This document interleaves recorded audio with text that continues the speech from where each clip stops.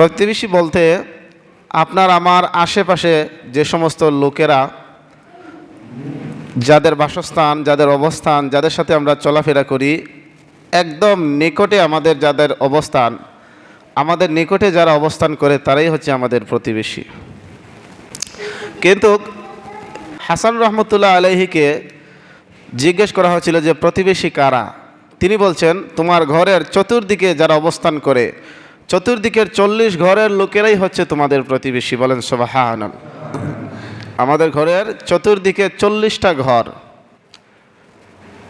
অর্থাৎ আপনার ঘরের ডান দিকে 40 ঘর, এই 40 ঘরের লোকেরা আপনার প্রতিবেশী। বাম দিকে আপনার ঘরের 40 ঘর, এই লোকেরা আপনার প্রতিবেশী। আপনার ঘরের পিছন দিকে যাদের ঘর রয়েছে, এইরকম পিছন দিকে হিসাব করে 40 ঘর হচ্ছে আপনার প্রতিবেশী। এবং সামনের দিকে আপনার ঘরের সামনের দিকে যত ঘর আছে, এইভাবে এক এক করে গনে 40টা ঘরের অধিবাসী হচ্ছে আপনার প্রতিবেশী। তাইলে আমাদের ঘরের চতুর্দিকের লোকেরা যারা অবস্থান করে, কয় ঘরের লোক আমাদের প্রতিবেশী? 40 ঘরের। কয় ঘরের? 40 ঘরের লোকেরাই হচ্ছে আপনার আমার প্রতিবেশী। এখন এই প্রতিবেশীর কিছু হক আপনার আমার উপরে আছে না নাই বলেন তো? আছে। আপনার আমার তাদের উপরে হক আছে, কারণ প্রতিবেশীকে 1 নম্বর হক হচ্ছে তাদেরকে কষ্ট না দেওয়া। প্রতিবেশীদেরকে কি দিবেন না? কষ্ট দিবেন না। চলাফেরা, আচার আচরণে, যেহেতু আমাদের নিকটে তাদের অবস্থান, আপনার ঘরের সাথে তাদের ঘর খুব কাছাকাছি তাদের অবস্থান, এজন্য চলাফেরা করার ক্ষেত্রে অনেক সময় তাদের সাথে মনোমালিন্যতা হতে পারে। এটা স্বাভাবিক না? চলাফেরার ক্ষেত্রে মন কষাকষি হতে পারে, তাদের সাথে আচার আচরণে ওঠা বসায় অনেক ধরনের ভুল ত্রুটি হতে পারে। এজন্য তাদের সাথে যখন চলাফেরা করব আমরা, তাদেরকে কোনো কষ্ট দেব না। এটা হচ্ছে একজন মুমিনের বৈশিষ্ট্য। বলেন সুবহানাল্লাহ। এই সম্পর্কে অসংখ্য অগণিত হাদিস আছে যে প্রতিবেশীদের হক সম্পর্কে আল্লাহর রাসূল সাল্লাল্লাহু আলাইহি ওয়াসাল্লাম বলেন, মা জালা জিবরাইলু ইউসিনি, জিবরাইল আলাইহিস সালাম আমাকে এক ধারা উপদেশ দিয়ে যাচ্ছেন বিল জারি, প্রতিবেশী সম্পর্কে। জিবরাইল আলাইহিস সালাম আমার কাছে ওহী নিয়ে আসছেন, ঠিক আছে, কিন্তু ইউসিনি বিল জারি, তিনি আমাকে প্রতিবেশী সম্পর্কে এমনভাবে উপদেশ দিতে লাগলেন, হাত্তা জনান্তু আন্নাহু সাইওয়ারিসুহু। বলেন না সুবহানাল্লাহ। আল্লাহ রাসূল বলেন, এমনভাবে জিবরাইল আলাইহিস সালাম আমাকে প্রতিবেশী সম্পর্কে নির্দেশ দিতে থাকলেন, তাদের হক সম্পর্কে আলোচনা করতে লাগলেন। আমি নবীর আশঙ্কা হয়ে গেল, কি জানি যদি আল্লাহ তাআলা জিবরাইলের মাধ্যমে বলেন যে তো অচিরেই তোমার প্রতিবেশী তোমার ওয়ারিশ হয়ে যায়। আমি নবী আশঙ্কা করলাম যে জিবরাইল আলাইহিস সালাম এমনভাবে প্রতিবেশীর গুরুত্ব, হক সম্পর্কে আমাকে আলোচনা করতে লাগলেন, বলতে লাগলেন যে আমি নবী হাত্তা জনান্তু আন্নাহু সাইওয়ারিসুহু, যে আমার মনে হয় যেন এই প্রতিবেশীকে যদি আবার পরের বার এসে বলেন যে এই প্রতিবেশী হচ্ছে তোমার উত্তরাধিকারী, অর্থাৎ তোমার সম্পদ থেকে তারা পাবে। আমি নবীর আশঙ্কা হয়ে গেল যে তাদেরকে এত হক সম্পর্কে আমাকে বোঝানো হয়েছে, প্রতিবেশী সম্পর্কে এত আলোচনা আমার কাছে করা হয়েছে, আমি নবীর আশঙ্কা হয়ে গেল কি জানি আল্লাহ তাআলা বলেন যে তোমার সম্পদেরও ভাগ তোমার প্রতিবেশী পেয়ে যাবে। বলেন সুবহানাল্লাহ। তাইলে প্রতিবেশীর গুরুত্ব আছে না নাই? যে আমি নবীর আশঙ্কা হয়ে গেল, এত ওয়াজ করলেন জিবরাইল আলাইহিস সালাম আমার উম্মতদেরকে বলার জন্য যে আমি নবীর আশঙ্কা হয়ে গেল কি জানি আল্লাহ তাআলা বলেন যে তোমার সম্পদ থেকেও তোমার প্রতিবেশী হক রয়েছে, এখানে থেকে তাদেরকেও তুমি তোমার ওয়ারিস, তোমার সন্তানাদিকে যেভাবে তোমার সম্পদের হক তাদের রয়েছে, ঠিক একইভাবে তোমার প্রতিবেশীরও হক রয়েছে। আমি নবীর আশঙ্কা হয়ে গেল। বলেন সুবহানাল্লাহ। এই জন্য প্রতিবেশী হচ্ছে আপনার আমার আশেপাশে যারা চলাফেরা করে 40 ঘর, বিশেষ করে ডানে বামে সামনে পিছনে মিলে 40 ঘরের লোকেরাই হচ্ছে আপনার আমার প্রতিবেশী। এখন তাদের উপরে হক কি কি হক রয়েছে? 1 নম্বর হক হচ্ছে তাদেরকে আমরা চলাফেরার ক্ষেত্রে কোনো কষ্ট দেব না। কারণ প্রতিবেশীকে কষ্ট দেওয়া হালাল না হারাম? হারাম। একজন সাহাবী আল্লাহ রাসূলকে জিজ্ঞেস করলেন, ইয়া রাসূলুল্লাহ, ইয়া হাবিব আল্লাহ, আমি কিভাবে জানবো যে আমি লোকটা ভালো না মন্দ? আমি যে ভালো বা আমি যে মন্দ সেটা বিচার করবো কেমনে? কারণ নিজে তো নিজেকে ভালো বললে এটা কি হয়? এটা কি মানানসই হয়? ভালো দেখায়? তাহলে তো চোর যে সেও নিজেকে বলবে যে আমি সাধু, আমি চোর না, ঠিক কিনা বলেন? তাহলে আপনি যে ভালো, সেই ভালোটা আপনি বুঝবেন কেমনে, জাস্টিফাই কেমনে করবেন?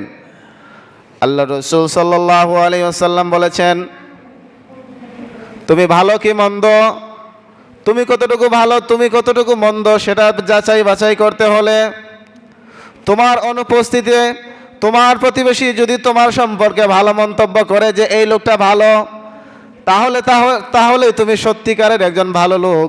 আর তোমার প্রতিবেশী তোমার সম্পর্কে যদি সার্টিফিকেট দেয় যে তুমি যতই নামাজ পড়ো রোজা রাখো ভালো লোক না, তাহলে সত্যিকার এই তুমি লোকটা আসলে ভালো না। বলেন না সুবহানাল্লাহ। তাইলে আমাদের ভালো বা মন্দ সেটার সার্টিফিকেট নিতে হবে কাদের কাছ থেকে? প্রতিবেশীর কাছ থেকে। প্রতিবেশী যদি বলে যে আপনি ভালো, তাহলে আপনি ভালো। আর প্রতিবেশী যদি বলে ভালো না, তাহলে যতই আপনি নামাজ রোজা করেন আসলে আপনি লোকটা ভালো না, ঠিক কিনা বলেন? অনেক লোক আছে নামাজ পড়ি আমরা রোজা রাখি, কিন্তু প্রতিবেশীর হক সম্পর্কে আমরা গাফেল, বুঝি না যে প্রতিবেশী কারা, প্রতিবেশীদের সাথে কীরকম আচার আচরণ করতে হয় সেটা আমরা বুঝি না। তো আপনি আমি কতটুকু ভালো সেটা সার্টিফিকেট দিবে কে? প্রতিবেশী, আপনার ঘরের লোকেরা না, বরং আপনার পাশের ঘরের পাশাপাশি যে সমস্ত লোকেরা আছে তারাই আপনাকে সার্টিফিকেট দিবে যে এই লোকটা ভালো না মন্দ, ঠিক কিনা বলেন? এজন্য দেখবেন যদি বিয়ের ক্ষেত্রে ছেলে ভালো না মন্দ, মানুষে কিন্তু তার সম্পর্কে যখন খোঁজ খবর নেয় তখন অন্য এলাকার লোককে জিজ্ঞেস করে না প্রতিবেশীদের জিজ্ঞেস করে? প্রতিবেশীদের জিজ্ঞেস করে। এই ঘরের আশেপাশে যারা আছে বা এই এলাকার প্রতিবেশী যারা আছে তাদের কাছে জিজ্ঞেস করে যে এই ছেলেটা সম্পর্কে আমাকে বলো, এই ছেলেটা ভালো না মন্দ। মেয়েটা সম্পর্কে আমাকে বলো, এই মেয়ের চরিত্র ভালো না মন্দ। কারণ অন্য এলাকার লোকেরা বলতে পারবে না, কিন্তু তোমরা তাদের প্রতিবেশী, তোমরা তাদের কাছাকাছি অবস্থান করো, তাদের চলাফেরা কতটুকু ভালো একমাত্র তোমরাই বলতে পারবে, ঠিক কিনা বলেন? তখন আমরা কিন্তু ঠিকই প্রতিবেশীদের মূল্য বুঝি। কখন? যখন ছেলে মেয়েকে বিয়ে করাইবেন, তখন কোনো জায়গা থেকে প্রস্তাব আসছে, ওই এলাকায় গিয়ে তাদের প্রতিবেশীদের কাছ থেকে আপনি খোঁজ খবর নেন, ঠিক কিনা বলেন? তাইলে প্রতিবেশীদের গুরুত্ব আছে না নাই? প্রতিবেশীদের গুরুত্ব অনেক বেশি। এজন্য আপনার ভালো মন্দ এর সার্টিফিকেট দিবে আপনার আমার প্রতিবেশী। প্রতিবেশীদের কাছ থেকে ভালো মন্দের সার্টিফিকেট নিতে হবে। অন্য কেউ যতই ভালো বলুক, সেই ভালোটার অত বেশি আপনার ভালো এটা ধার্তব্য হবে না। যেমন আপনি ঢাকা চাকরি করেন, এখন ঢাকার আপনার সহকর্মীরা অথবা ঢাকায় কিছু কিছু লোকের সাথে আপনি চলাফেরা করেছেন, অনেক ভালো চলাফেরা করেছেন, কিন্তু এলাকায় আপনি ভালো না। আসলে কি প্রকৃতপক্ষে আপনি ভালো? এলাকায় যে ভালো না, যে প্রতিবেশীর কাছ থেকে নিরাপদ না, সেই ব্যক্তি ভালো? সেই ব্যক্তি কখনো ভালো হতে পারে না। শুধু প্রতিবেশীকে না, আপনি যে কোনো মুসলমানকে আপনি কষ্ট দিতে পারবেন না, কারণ মুসলমানদেরকে কষ্ট দেওয়া হারাম। হাদিস শরীফের মধ্যে রয়েছে আল মুসলিমু মান সালিম আল মুসলিম মিন লিসানি ওয়া ইয়াদিহি। মুসলমান তাকে বলে যার হাত এবং মুখ থেকে অন্য মুসলমান নিরাপদ থাকে। অর্থাৎ হাত দিয়ে কাউকে কষ্ট দেয় না, অন্যায়ভাবে কাউকে মারে না, মুখ দিয়ে কাউকে কটু কথা বলে না, গালি দেয় না। এই ব্যক্তি হচ্ছে প্রকৃত মুসলমান। আল মুসলিম মান সালিম আল মুসলিম মিন লিসানি ওয়া ইয়াদিহি। প্রকৃতপক্ষে মুসলমান হচ্ছে সেই ব্যক্তি যেই ব্যক্তি মানুষকে মুখ এবং হাত দ্বারা কখনো কষ্ট দেয় না। ওই ব্যক্তি হচ্ছে আল্লাহ তাআলার ভাষায় প্রকৃত মুসলমান। তাইলে আপনি আপনার প্রতিবেশীকে অনেক সময় গালি দেন। আপনার প্রতিবেশীর যে লোক আছে তার ছেলে আপনার ছেলের সাথে একসময় দুষ্টুমি করেছে, বাচ্চারা ঝগড়া করেছে, আপনি উঠে তাকে গালি দিলেন, তার মা বাবা উঠাইয়া।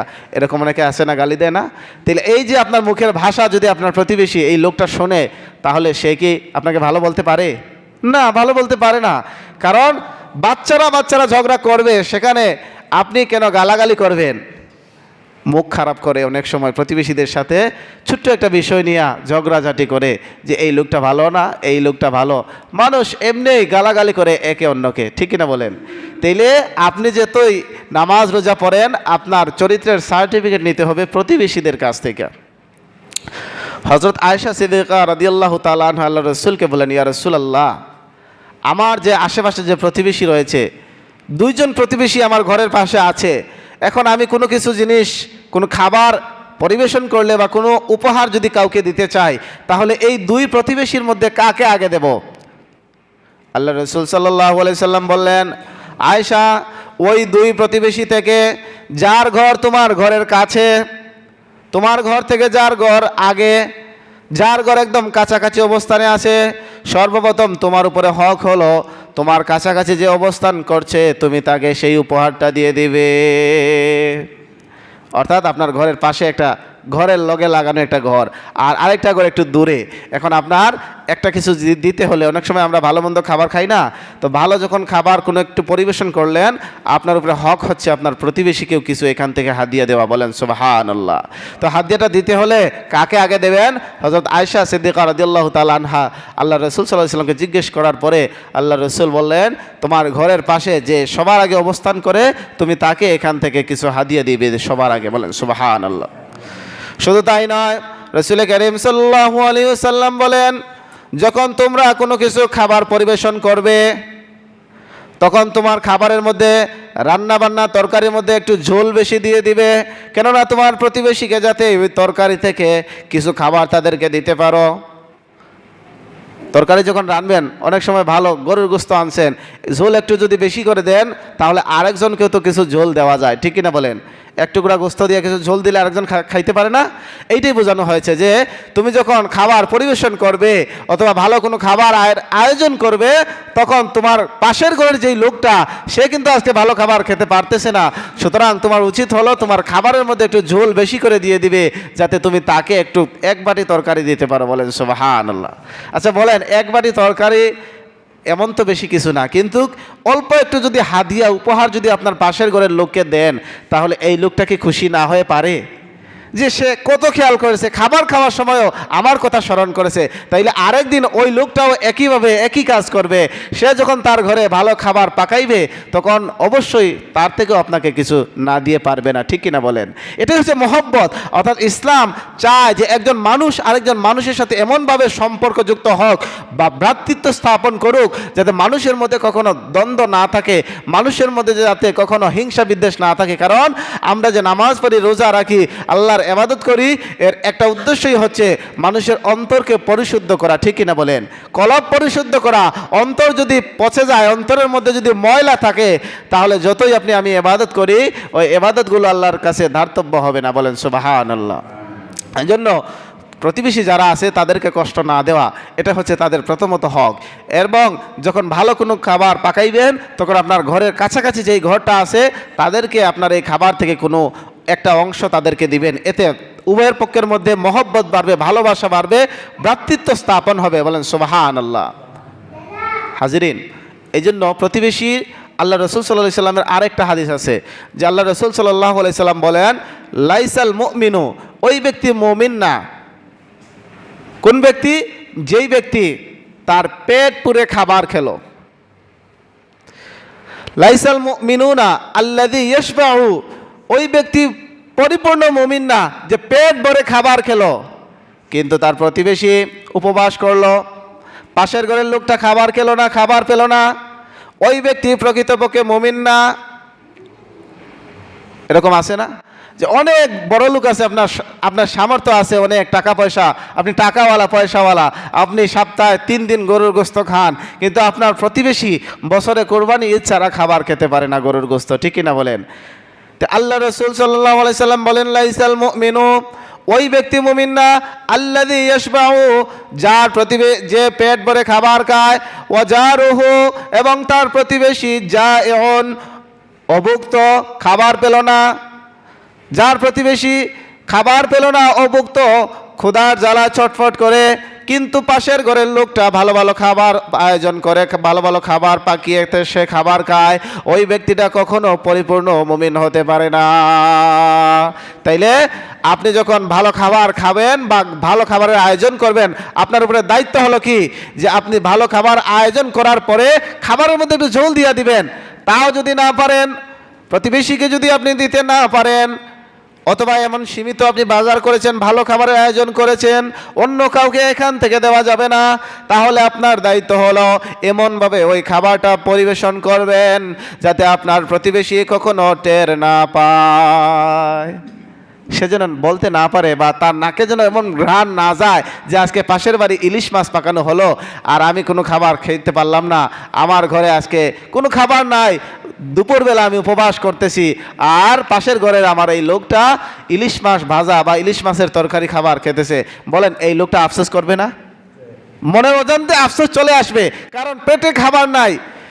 আর আপনি এখানে বিলাসিতা করতেছেন, ভালো ভালো খাবার খাচ্ছেন, যদি তাকে নাও দিতে পারেন এমনভাবে খাবারটা পরিবেশন করুন, তৈরি করুন যে খাবারের গন্ধটা ঘ্রাণটা পাশের ঘরে না যায়, এইভাবে ব্যবস্থা করুন।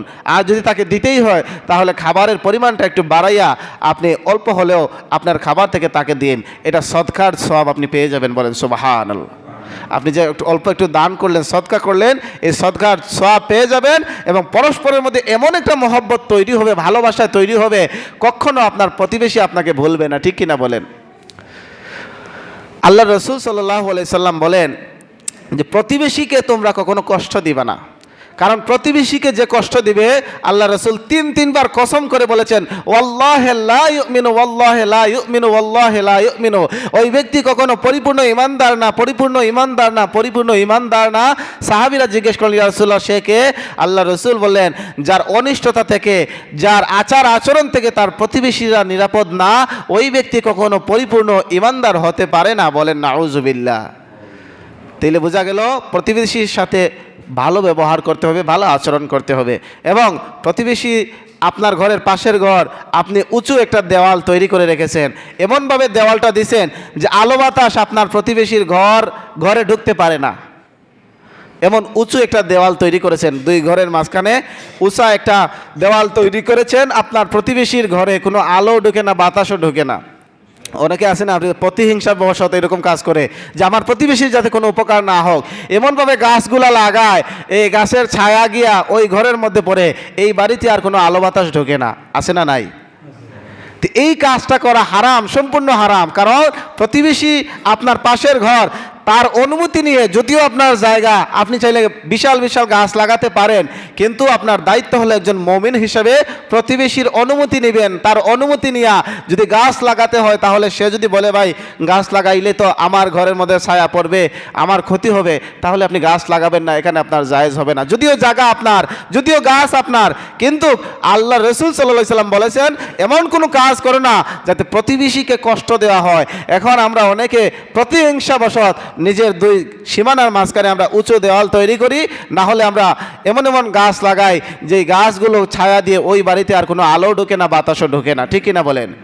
এগুলো প্রকৃত ইমানদারের পরিচয় না। মনটাকে ফ্রেশ করতে হবে, পবিত্র করতে হবে। আপনি মনে মনে ক্রিমিনালি করলেন আরেকজনের ঘরে যাতে আলো বাতাস না ঢোকে। এখন আপনাকে জিজ্ঞেস করা হলে যদি সালিশি বসায়, তাহলে সে বলবে যে আমি আমার জায়গায় গাছ লাগাইছি, তাহলে তার কিসের ক্ষতি? ঠিক না? আপনার ঘরটা দক্ষিণ দিকে পড়ার কারণে, সে উত্তর দিকে তার ঘরটা থাকার কারণে এমন গাছ, বড় বড় গাছের ডালগুলো আপনি কেটে দেন না যে আপনার প্রতিবেশীর ঘরে একটু রোদ লাগুক, একটু আলো বাতাস লাগুক। এই জন্য আপনি কিয়ামতের ময়দানে আল্লাহর দরবারে আসামি হতে হবে, কারণ প্রতিবেশীকে আপনি পরক্ষণে কষ্ট দিয়েছেন। এই জমিনটা, পুরা জমিনটা আল্লাহ তাআলার। কিছুদিনের জন্য আমি এই পৃথিবীর বুকে বসবাস করতেছি। আপনি যখন মারা যাবেন, আপনি যে প্রতিবেশীকে অবহেলা করলেন, সে কিন্তু সবার আগে দৌড়ে এসে আপনার মৃত্যুর খবরটা পাবে। ঠিক কিনা বলেন? ঠিক না? আমরা প্রতিবেশীদেরকে অবহেলা করি, পাশের ঘরে এই সে গরিব অসহায় থাক, তাকে আপনি হিসাবেই ধরেন না। কিন্তু আজকে যদি আপনি মারাত্মক একটা অসুখকে ভোগেন, তাহলে সবার আগে সংবাদটা কিন্তু সেই পাবে, সেই কিন্তু সবার আগে আসবে।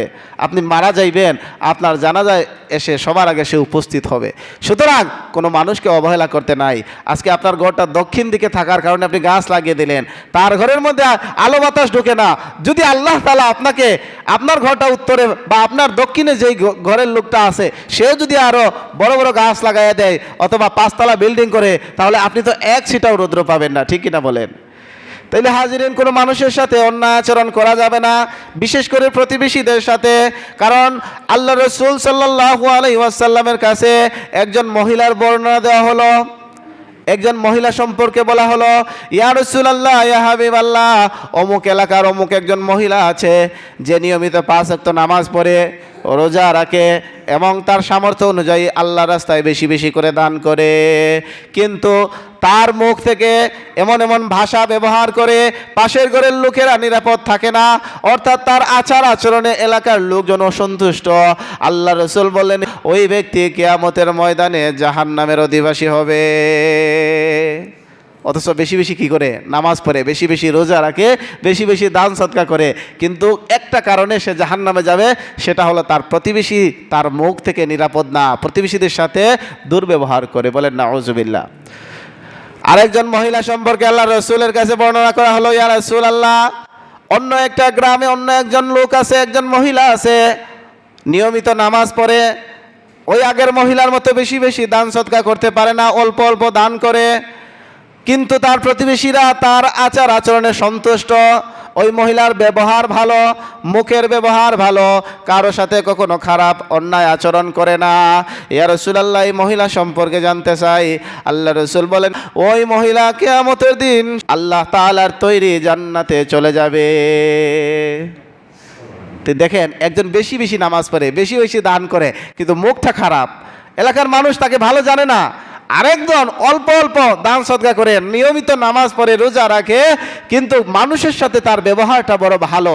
তাহলে আল্লাহ রসুল বলেন উত্তম চরিত্রই হচ্ছে তার জন্য নাজাতের ওসিলা। কিয়ামতের ময়দানে আল্লাহ রসুল সাল্লাল্লাহু আলাইহি ওয়াসাল্লাম বলেন ওই মহিলা জান্নাতি হয়ে যাবে। বলেন সুবহানাল্লাহ। এখন আমরা নিজেরা প্রশ্ন করে দেখুন, এখানে আমরা যারা আছি, আমাদের পাশের ঘর যারা আছে, তারা কি আমাদের উপরে সন্তুষ্ট? আপনি খোঁজখবর নিয়ে দেখেন, আপনার অনুপস্থিতি তারা কি আপনাকে ভালো বলে? যদি ভালো বলে তাহলে আপনি ভালো, আর যদি ভালো বলে না তাহলেও আপনি ভালো না, কারণ আপনি খারাপ। আল্লাহ রসুলের হাদিস, তোমার প্রতিবেশী যদি তোমাকে সার্টিফিকেট দেয় যে তুমি ভালো, তাহলে তুমি আসলেই ভালো। আর তোমার প্রতিবেশী যদি তোমাকে খারাপ বলে, তাহলে তুমি যতই নামাজ রোজা পড়ো, আল্লাহর হুকুম পালন করো, এতে কাজ হবে না, কারণ প্রতিবেশী ভালো বলা লাগবে।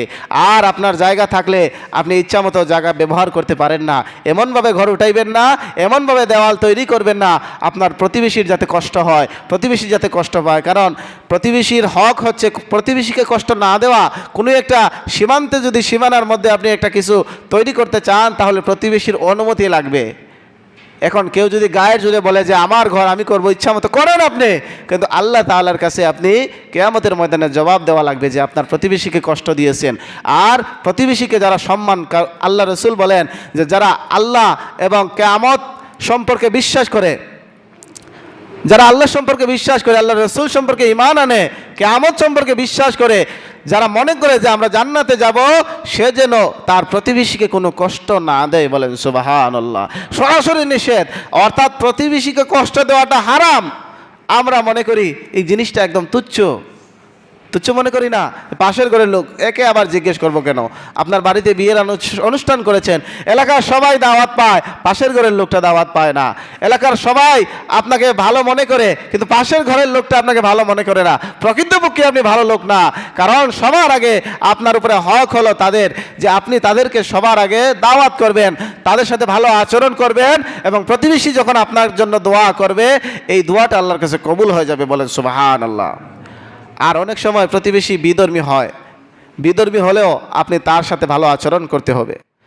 সে অন্য ধর্মের হোক, কিন্তু তারপরেও সে আপনার প্রতিবেশী হিসাবে আপনার কাছ থেকে সে ভালো ব্যবহারের সে আশা করে, ভালো আচরণের সে আশা করে, তার সাথে আপনি ভালো আচরণ করবেন, সে যদিও অন্য ধর্মের লোক হয়।